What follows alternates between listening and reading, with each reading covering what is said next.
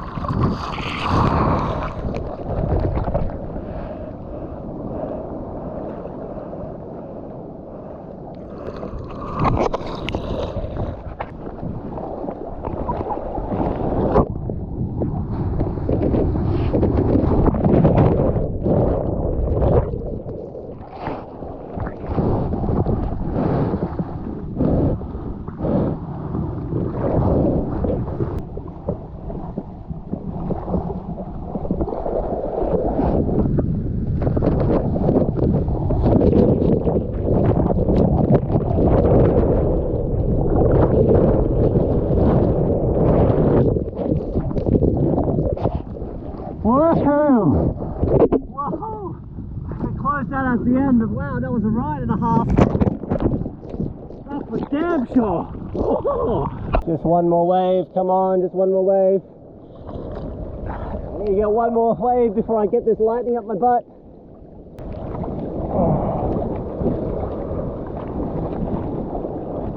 Time to go.